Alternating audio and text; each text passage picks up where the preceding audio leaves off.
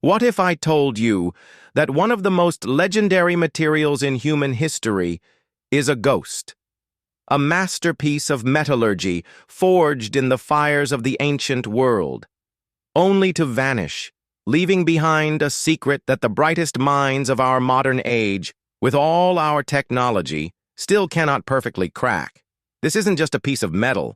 This is Damascus Steel, a name that echoes with the clang of Crusader swords, the wealth of Silk Road traders, and a mystery that has endured for over 1,000 years. And today, we are going to find out why this lost art is the ultimate flex of the ancient world.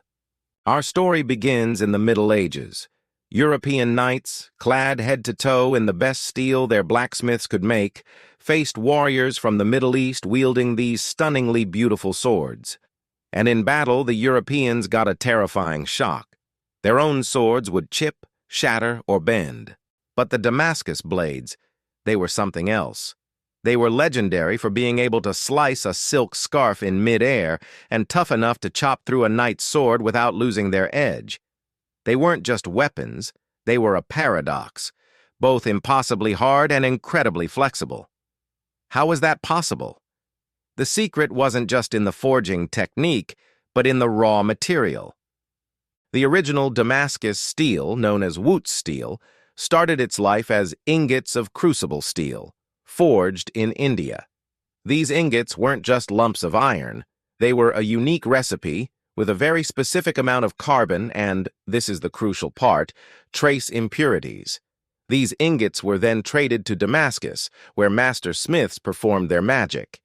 Through a painstaking process of heating, hammering, and folding, they would draw out the distinctive swirling patterns. But these patterns weren't just for show. Modern scientists, using electron microscopes, made an incredible discovery. Within the structure of authentic Damascus steel, they found carbon nanotubes and cementite nanowires. These are super-strong microscopic structures that essentially acted as a natural nanocomposite, giving the steel its unparalleled strength and ability to hold a razor-sharp edge. And here's the kicker. We believe these nanostructures formed by accident. They were a perfect, unrepeatable storm of the specific ore source, the unique trace elements like vanadium and molybdenum in that ore, and the exact secret methods of the smiths. So why can't we just make it now? We have the recipe, right? Well, we know the basics, but the original ore mines are long since depleted. We lost the exact ingredient list of the earth that went into it.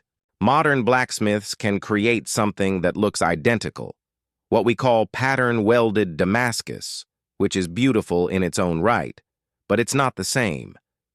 It's a tribute band, not the original rock star. We can mimic the appearance, but we cannot replicate the soul, that unique, self-assembling nanostructure that came from a one-of-a-kind geological recipe. So, the next time you see a piece of Damascus steel, remember, you're not just looking at a metal. You're looking at a fossil of a lost art.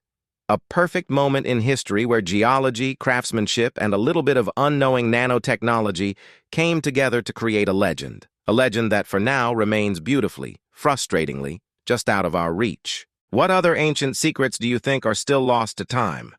Let me know in the comments below. And if you want to uncover more mysteries, make sure to like, subscribe, and I'll see you in the next video.